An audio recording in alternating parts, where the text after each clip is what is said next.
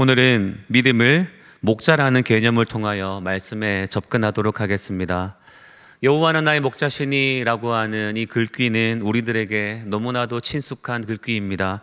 이런 글귀가 표준 세번역 성경에 보면 여호와를 주님으로 바꾸어서 주님은 나의 목자시니라고 나오고 있습니다. 히브리어 구약 성경을 헬라어로 바꾼 성경을 가리켜서 70인역 성경이라고 합니다. 그 70인역 성경에 여호와라는 단어가 주님으로 번역되어 있는데 그 70인역을 따라서 주님은 나의 목자시니라고 표준 세번역에는 번역되어 있습니다. 우리는 늘 보던 것에 익숙한지라 여호와나 하나님 같은 의미인데 주님과는 조금 어감이 멀어 보이기도 합니다. 그러나 여호와나 주님이나 같은 의미라고 보시면 됩니다. 왜 이것을 말씀드리느냐 하면 이 주님이라는 말이 신약 성경에서는 예수님을 가리켜 많이 부른 호칭이기도 합니다. 오늘날 많은 성도들은 예수 그리스도를 주님이라고 부릅니다. 이런 번역의 변화를 통하게 되면 우리 예수님께서도 나의 목자가 되신다라는 사실도 떠올릴 수 있게 됩니다. 여호와는 나의 목자라는 말은 하나님은 나의 목자라는 말이고 또 예수님은 나의 목자라는 말과 같다는 의미입니다. 그렇기에 요한복음 10장에 예수님께서 나는 선한 목자이다 라고 말씀하셨는데 그 말씀은 오늘 이 시편의 23편의 말씀과 자연스럽게 이어진다라고 할 수가 있습니다. 오늘 주일 아침에 주님은 나의 목자 라는 이 말씀을 새기면서 우리의 믿음을 세워보고자 합니다. 여호와는 나의 목자라는 말이 교회 안에서는 널리 알려진 고백입니다. 하지만 사실 따지고 보면 한반도에 사는 사람들에게는 그리 익숙한 표현이 아닙니다. 목자, 그것도 양을 치는 목자는 우리나라에서 보기가 그리 쉽지 않기 때문입니다. 이 땅에서는 사실 양보다는 소를 주로 먹여왔습니다. 제가 학창시절 시골에서 지낼 때에 그 동네에서 집을 옮기면서 몇 번 이사를 한 적이 있었습니다. 어떤 집에는 예전에 소를 키웠던 우사의 흔적이 남아 있었습니다. 때로는 그것을 방으로 만들기 위해서 공사를 도와줬던 기억도 있습니다. 그래서 옛날부터 우리나라는 양치는 아이라는 말보다는 소모는 아이, 소몰이꾼이 훨씬 더 가깝게 느껴집니다. 윤동기 씨가 쓴 소모는 아이라고 하는 책이 있습니다. 해가 저물어 갈 때 벌판길로 또박또박 소를 몰고 오는 아이의 모습이 표지 그림으로 나와 있습니다. 그 모습, 그 정서가 사실 한국의 정서와 맞습니다. 양치는 목자의 모습은 오히려 성경을 통해서 또한 서양 문화가 본격적으로 들어오면서부터 알려졌다라고 할 수가 있습니다. 초등학교 교과서에 실려 있는 양치기 소년에 관한 이 이야기는 우화에 나오는 이야기 중에 하나이고 서양에서 건너온 이야기입니다. 그렇기에 한국 사람에게는 여전히 낯선 것이 사실입니다. 그러나 오늘 우리는 이 시간 시편 23편의 이 양과 목자라는 매개체를 통하여서 깊은 하나님의 사랑을 맛보아야 합니다. 성령님의 도우심과 함께 그 깊은 은혜의 세계를 함께 느끼시기를 원합니다. 일단 먼저 이 시편의 지은인 다윗의 삶을 생각해 보도록 하겠습니다. 다윗의 삶은 적어도 왕이 되기 전까지는 전혀 평화롭지 않은 삶이었습니다. 사울 왕을 피해 도망다니던 시절에는 늘 군사들에게 쫓겨다니는 삶이었고 자신이 거하는 곳은 거친 유대 광야의 먼지 구덩이 속이었습니다. 그리고 자기의 등 뒤에는 언제 날아올지 모르는 칼날의 위협이 늘 있었습니다. 오랜 기간 동안 절체절명의 위기가 있었던 것입니다. 평화와는 거리가 멀었습니다. 그렇다고 해서 다윗이 왕이 되고 나서 평화로움이 계속되었느냐라고 할 때 꼭 그렇지만도 않습니다. 왕이 되었어도 평화롭지 못한 삶을 살았었습니다. 압살롬이 반역을 했을 때 가까스로 도망을 치며 겨우 목숨을 건졌었습니다. 혹여라도 그 책사였던 아이도벨이 전략을 너무 잘 짜서 자신이 죽게 되면 어떠할까 염려하며 보낸 시간도 많았습니다. 그게 다윗의 현실의 삶이었습니다. 그런 다윗의 삶에서 하나를 더 생각해 보겠습니다. 다윗의 어릴 적 삶입니다. 다윗은 8형제 중에 막내로서 집안에서 사랑을 받는 처지의 아들이 아니었습니다. 어떤 가정은 막내가 부모의 사랑을 독차지하지만 다윗은 오히려 가장 허드렛 일을 해야 하는 사람이었습니다. 그 중에 하나가 이 양을 치는 일이었습니다. 그에게 있어서 양을 치는 일은 결코 낭만적인 일이 아니었습니다. 낮에는 거친 유대 광야의 뜨거운 햇볕을 견뎌야 됐었고, 밤에는 추위가 무릅쓰며 또한 맹수의 위협에서 밤을 지새워야 했었습니다. 그가 하는 일이 오늘날로 따지면 어쩌면 3D 업종과 같은 일이었습니다. 다윗의 가족들조차 사무엘 선지자가 찾아왔을 때 이 다윗을 들판에 방치해 두었을 정도입니다. 오늘 이 시편 23편의 말씀을 읽었지만 푸른 풀밭, 쉴만한 물가가 이런 장소가 나오기는 하지만 이런 곳을 상상한다면 우리는 대관령 양떼 목장 같은 끝없는 초원을 상상하곤 합니다. 하지만 다윗이 양치던 유대 광야는 연중 대부분이 황폐한 돌산과 먼지뿐입니다. 여기서 목자가 찾는 푸른 풀밭은 사시사철 푸른 밭이 아니라 새벽 이슬을 머금고 바위 틈새에 약간 돋아난 한 움큼의 연한 풀들을 의미할 수도 있습니다. 양들은 시력이 나빠서 이 풀을 스스로 찾지 못합니다. 그나마 목자는 지형을 다 꿰뚫고 있어서 양들을 데리고 이 바위 틈 또한 저 골짜기를 부지런히 이동하면서 딱 그날 먹을 만큼의 풀을 찾아내서 먹입니다. 다윗이 본 것은 풍요로운 낙원이 아니었다라는 말입니다. 아까 소문은 아이 이야기를 잠깐 했지만 예전에 시골에 살았던 분들은 기억나실 수도 있습니다. 집에 소 한 마리라도 키우는 가정은 매일같이 소가 먹이는 연물을 끓여야 됩니다. 저의 지인 중 한 명이 지리산 밑에서 살았던 분인데요. 학창시절 하교를 하고 집에 오면 늘 하는 일이 작두로 풀을 잘라서 가마솥에 소죽을 끓이는 일이었다고 합니다. 고단함 그 자체라는 말입니다. 이스라엘의 목자 역시 마찬가지였습니다. 매일 저녁마다 지친 몸으로 양들을 우리에 넣으며 해야 되는 고된 일과가 있었습니다. 다윗도 똑같았습니다. 양들의 상태를 하나하나 점검해야 했습니다. 가시에 찔린 곳이 없는지, 맹수를 피하다가 긁힌 곳은 없는지 다 살펴야 했었습니다. 그리고 상처가 났다면 감람유를 정성스럽게 발라주는 일도 해야 했었습니다. 이게 일이었습니다. 다윗에게 양치는 일이 힘들지 않았던 것이 아니라는 말입니다.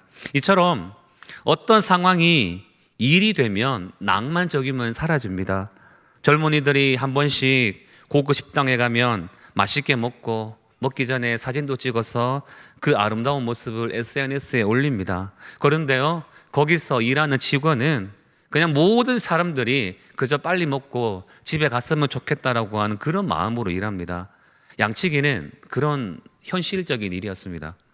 그런데 다윗은 그런 현실 속에서도 하나님을 자기의 목자라고 고백을 했고 부족한 것이 하나도 없다라고 고백을 했습니다. 다윗이 이렇게 고백했으니 우리들도 다윗처럼 하나님을 고백해야 됨이 마땅합니다. 그러나 곰곰이 생각해 보면 이 1절의 고백을 보기 전에 우선 다윗의 거칠고 메마른 광야의 진짜 현실 속으로 먼저 들어가게 됩니다. 그러면 우리가 한 가지 질문을 던져보게 됩니다. 내 삶을 바라보더라도요, 푸른 초장이 펼쳐지기보다는 오히려 이 목동이라고 하는 현실이 먼저 보여집니다. 그리고 다윗이 부족한 것 없다고 얘기하지만 우리들에게는 온갖 부족한 것들 투성이만 눈에 들어옵니다. 그런데 왜 성경은 이 목자를 말하고 있으면서 거기에 부족함이 없다고 말하는 것일까? 우리는 아니거든요. 많은 이들은 이 목동이라는 어려운 현실을 먼저 봅니다. 어떤 이는 직장에서 극한 노동에 가까울 정도로 정신적이고도 육체적인 스트레스를 견뎌내고 퇴근을 했는데 집에 돌아오면 그 지친 몸으로 자녀를 돌봐야 되고 또 다른 집안일을 해야 되는 현실을 마주합니다. 믿는 성도라고 할지라도 집에 가면 말을 듣지 않는 남편이 있고요. 남편 입장에서는 자기를 몰라주는 아내가 있습니다. 청년들 입장에서는 하나님, 나는 오직 주의 영광을 위하여라고 외치고 싶지만 그런 마음이 들다가도 취업과 결혼에 대한 현실이 눈앞에 닥침을 경험하게 됩니다. 이런 모습들이 바로 양치는 자가 가지는 현실입니다. 그리고 여기에 대해서 생각해 보면 부족한 것도 많음을 느끼게 됩니다. 다윗은 부족함이 없다라고 했지만 우리는 왠지 부족한 모습들만 눈에 들어옵니다. 통장의 잔고를 보며 경제적인 부족함을 느낍니다. 세상에 많은 사람들은 주식을 잘해서 한 달에 수천, 수억을 버는 것 같아 보입니다. 혹은 SNS에 맛있는 음식과 휴양을 즐기는 모습을 봅니다. 하지만 나는 왜 그렇지 못하지라는 생각을 하게 됩니다. 이런 부족함은 경제적인 것으로만 오지 않습니다. 내 육신의 건강에서도 옵니다. 온갖 영양제를 먹고 헬스장을 다니고 운동을 하는데도 불구하고 이 건강의 한계 앞에서 무력함을 느끼기도 합니다. 그뿐만이 아니지요. 부족함은 인간관계의 갈등 속에서도 나타납니다. 부부간의 관계에서 어떤 사람은 할 수 있는 최선을 다합니다. 되도록 싸우지 않으려고, 자녀의 심기를 건드리지 않으려고 생각하며 말 한마디에도 조심을 하며 살아왔습니다. 교회 안에서도 상대를 배려하기를 힘써왔습니다. 그럼에도 불구하고 갈등하고 마음을 졸이고 살아오는 한 주고 나날이었음을 고백하게 됩니다. 왜 그렇게 이 관계적인 면에서도 부족함이 가득한지 모릅니다. 다윗은 어떠했을까요? 저는 다윗도 마찬가지였으리라고 생각합니다. 오늘 시편 말씀 4절에 보면 분위기가 반전되는 상황이 한번 나오는데요.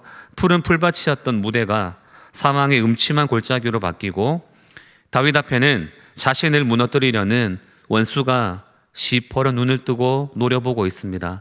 이런 현실이 있었다라는 말입니다.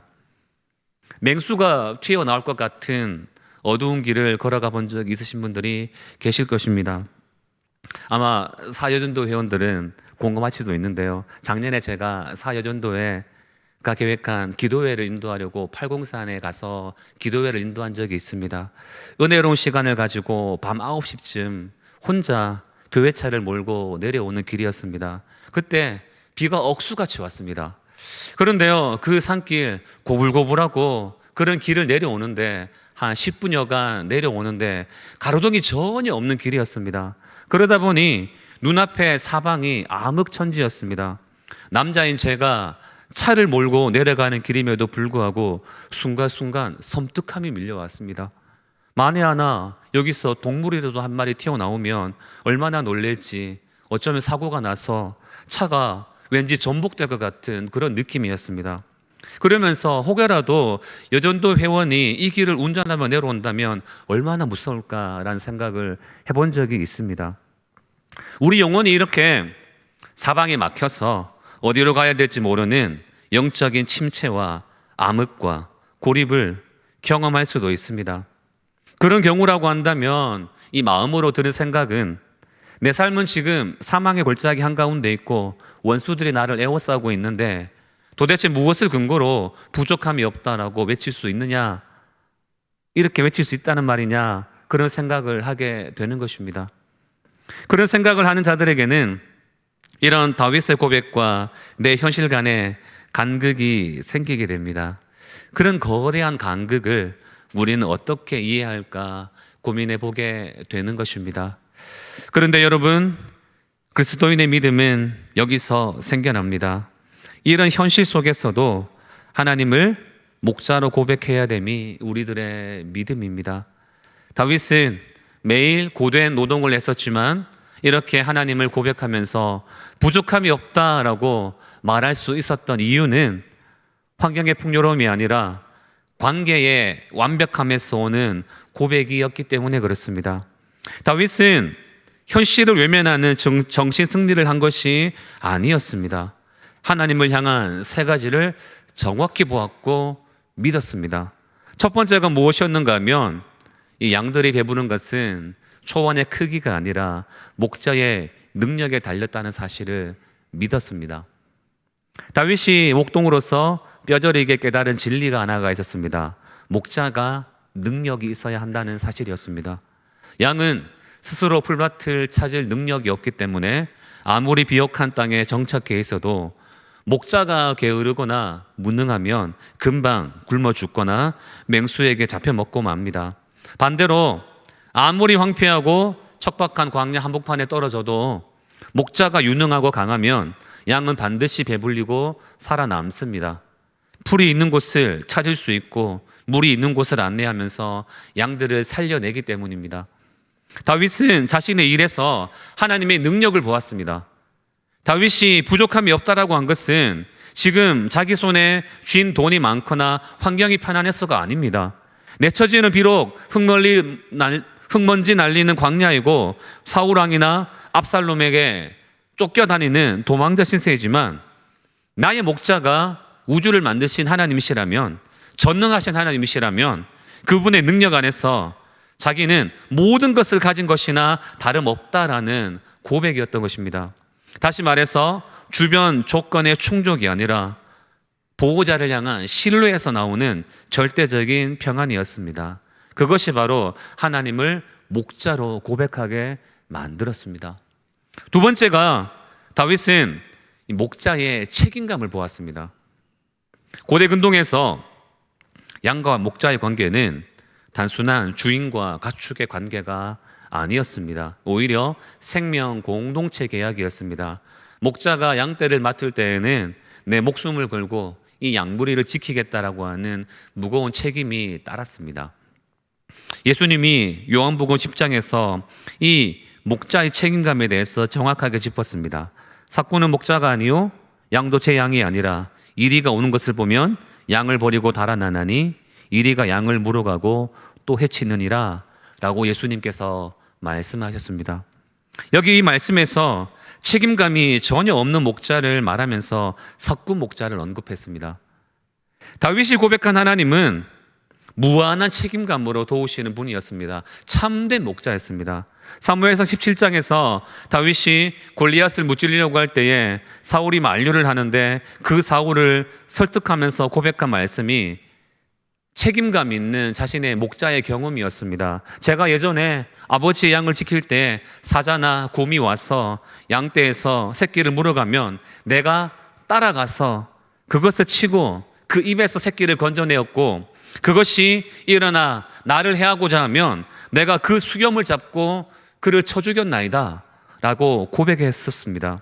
이런 고백에서 볼 때 다윗은 자기의 목숨을 아끼지 않고 양을 구해냈던 사람이었습니다.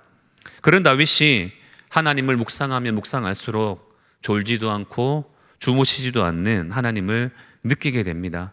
자신은 부족해도 목자 되신 하나님이 완벽히 책임지실 것을 알았기 때문에 다윗은 그 광야 한가운데서도 더는 바랄 것이 없습니다.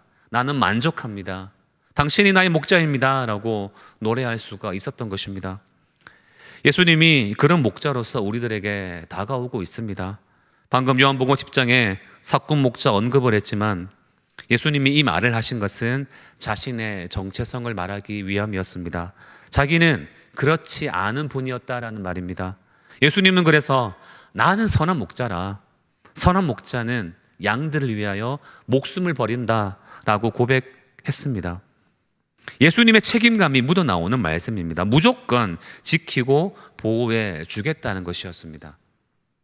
세 번째로 다윗은 지금뿐만이 아니라 끝까지 인도하실 것임을 믿었습니다. 다윗이 하나님을 목자로 고백한 것은 앞으로도 인도해 주실 것이라는 믿음의 고백이었습니다. 오늘 시편 23편의 말씀에서 흥미로운 단어가 있습니다. 2절에 푸른 풀밭에 누이시며 쉴만한 물가로 인도하신도다라는 말씀에서 나오는 이 누이신다, 인도하신다라는 말인데요. 이 동사 둘 다 미완료형의 동사입니다. 아직 안 끝났다는 말이고요. 미래지향적이라는 말입니다. 목자는 양을 한자리에 가만히 두지 않습니다. 물을 다 먹으면 다른 곳으로 이동을 시킵니다. 이동하는 과정에는 돌밭도 지나야 되고 계곡을 지날 수도 있습니다. 양의 입장에서는 원망과 부족함을 느낄 수도 있지만 다윗은 목자가 인도하는 최종 목적지를 신뢰했습니다. 지금은 비록 숨이 막히는 길을 걷고 있다고 할지라도 이 길의 끝에는 목자가 준비해 두신 풀밭과 물이 기다리고 있음을 확신했기 때문에 이 목자를 신뢰하면서 부족함이 없다라고 고백할 수 있었던 것입니다. 이 세 가지 이유를 종합해 볼 때 다윗이 발견한 비밀은 이것이었습니다. 상황이 좋아져서 부족함이 없는 것이 아니라 가장 고독하고 힘든 현장에 하나님이 함께 계셔주기 때문에 그것으로 이미 충분하다라는 고백입니다. 고된 일상 속에서도 함께 앉아 계시는 하나님을 보았기 때문에 다윗은 세상에서 가장 부요한 노래를 부를 수가 있었습니다. 믿음이라고 함은 이렇게 주님을 나의 목자로 따르는 삶입니다. 우리 모두는 예수님을 구주로 고백하고 세례를 받은 자들입니다. 그렇기 때문에 나를 구원하신 예수님께 모든 것을 맡기고 내 삶의 주도권을 주님께로 완전히 이양하고 묵묵히 그 삶을 따르는 방식을 살아가야 됩니다. 이런 다윗의 고백을 따라갈 때 우리는 하나님이 보시기에 선한 삶을 살아가게 됩니다. 그 선한 삶이 무엇이냐? 바로 보이지 않고도 걷는 삶을 우리들도 살아갈 수가 있습니다. 양은 눈앞에 몇 미터밖에 보지 못하는 근시안적인 동물입니다. 자기의 가는 길이 푸른 초장인지 벼랑 끝인지 모릅니다. 믿음으로 목자를 따르는 삶이 이와 같습니다. 내 인생의 내일이나 1년 뒤나 어떻게 펼쳐질지 알지 못합니다. 그때 필요한 믿음은 내 앞서 걸어가시는 목자의 등만 바라보고 묵묵히 한 걸음을 걸어가는 신뢰인 것입니다. 주님을 목자로 따른다는 것은 이렇게 보지 못하더라도 걷는 삶을 살아갈 수가 있습니다. 그리고 주님을 목자로 따르면 내 고집을 내려놓는 삶을 살아갈 수가 있습니다. 그 고집을 내려놓는 삶이 선한 삶입니다. 성경에 잃어버린 한 마리 양 비유가 나옵니다. 이것은 목자에게 흔히 일어나는 상황이었다라는 것을 의미합니다. 목자가 양을 칠 때 가장 힘든 순간이기도 하죠. 우리의 본성이 자꾸만 내 뜻대로 인생의 경로를 설계하고 싶어 합니다. 하나님이 왜 이 고단한 길로 인도하실까라고 생각하며 내 지혜를 과신하곤 합니다. 주님을 나의 목자라고 따른다는 것은 내 생각과 고집을 내려놓고 그분이 인도하시는 길은 언제나 옳다라고 인정하는 것입니다. 그런 삶은 하나님 보시기에 선한 삶이 됩니다. 뿐만이 아닙니다. 주님을 목자로 따를 때 우리는 그저 함께 하신다는 것만으로도 만족하는 삶을 살아갈 수가 있습니다. 아이들은 엄마 치마 속에 숨기도 하고요, 아빠 품에 꼭 안겨서 떨어지지 않을 때도 있습니다. 그런 순간은 맛있는 것을 아이들에게 사줄 필요가 없습니다. 그냥 그 아이는 아빠, 엄마 옆에 있음이 좋은 것입니다. 주님을 나의 목자라고 고백한다는 믿음이 그렇습니다. 환경의 어떠함에도 요동하지 않고 주님이 나와 함께 하신다는 것만으로도 깊은 만족을 누리는 것입니다. 결국 믿음이라는 것은 내 나약함과 현실의 고단함을 솔직히 인정하면서도 나보다 나를 더 잘 아시고 나를 위해 목숨을 바치신 선한 목자에게 나의 인생을 맡겨드리는 삶입니다. 다윗이 광야에서 발견했던 그 위대한 믿음의 고백이 오늘을 살아가는 저와 여러분들의 고단한 삶 속에서도 그대로 재현되기를 소망합니다. 이렇게 말씀을 끝내도 되지만 여기서 한 가지 더 추가하여 말씀을 드리도록 하겠습니다. 아주 중요한 포인트인데요, 이 다윗의 고백은 개인적인 고백을 넘어서서 공동체의 고백이었다는 사실을 알 필요가 있습니다. 시편 23편을 보통은 하나님과 나와의 관계에 맞추어서 읽습니다. 그런데 좀 더 묵상을 해보면 이 시편에는 이스라엘 백성이 공동체로서 겪은 경험이 깔려 있습니다. 그러니까 하나님이 어떤 한 개인 한 사람만을 잘 돌봐주셔서 노래하고 있는 것이 아니라는 말입니다. 시편 80편으로 넘어가면 요셉을 양떼같이 인도하시는 이스라엘의 목자여 귀를 기울이소서라고 나옵니다. 옛날 이스라엘 백성들은 하나님의 백성이라고 하는 공동체의 개념에서 하나님을 목자라고 불렀습니다. 이스라엘 백성은 결국 하나님을 목자로 고백하며 살아온 민족이라고 할 만합니다. 이것은 오늘날에 살아가는 우리를 향해서도 마찬가지입니다. 아까 제가 요한복음 10장에 선한 목자 되시는 예수님에 대해서 말했습니다. 예수님은 이 말을 하실 때에 이런 말씀도 함께 했습니다. 이 우리에 들지 아니한 다른 양들이 내게 있어 내가 인도하여야 할 터이니 그들도 내 음성을 듣고 한 무리가 되어 한 목자에게 있으리라 라는 말입니다. 예수님은 우리에 속하지 않은 양들도 이끌어와야 한다라고 하셨고, 한 마리의 양이 아니라 한 무리의 양떼가 있게 될 것임을 말씀하셨습니다. 하나님은 우리 개개인의 목자가 되셔서 지켜주실 것이지만 우리 공동체의 목자로서, 우리 교회의 목자로서 앞으로의 길을 보호하시면서 지켜주실 것입니다. 그렇기에 역사의 주인 되신 하나님은 우리 교회의 모든 일에 함께하여 주실 것입니다. 우리나라도 마찬가지입니다. 6월은 호국 복원의 달로서 나라 사랑에 많은 관심을 두는 달이기도 합니다. 2주 전에 우리는 선거를 했었고, 그로 인해서 문제가 있음을 알게 되었고, 많은 백성이 거리로 나와서 나라의 앞날을 걱정하며 많은 교회는 기도하고 있습니다. 창조주 역사의 주인이신 하나님은 우리 개개인의 목자일 뿐만이 아니라 하나님 백성 전체의 목자이기도 합니다. 주님이 나의 목자가 되시는 분임을 온전히 믿는다면 하나님은 우리나라 또한 선한 길로 푸른 초장으로 반드시 이끌어 주실 것입니다. 시편 80편에서 백성들이 만군의 하나님, 우리를 회복시켜 주십시오. 우리가 구원받을 수 있도록 주님의 빛나는 얼굴을 나타내 주십시오라고 3번이나 똑같이 기도했습니다. 이때 이스라엘 백성은 하나님을 거역한 탓에 하나님을 모르는 나라 사람들에게 시달리고 있었던가 봅니다. 그래서 백성들이 그런 힘듦을 하나님께서 우리들에게 눈물의 빵을 먹이셨습니다. 눈물을 질리도록 마시게 하셨습니다. 원수들이 비웃습니다 라고 고백을 하게 됩니다. 이런 상황이었기 때문에 백성들은 하나님께 도움을 요청하지 않을 수가 없었던 것입니다. 주님은 나 한 사람만을 푸른 풀밭으로 인도하시는 분이 아닙니다.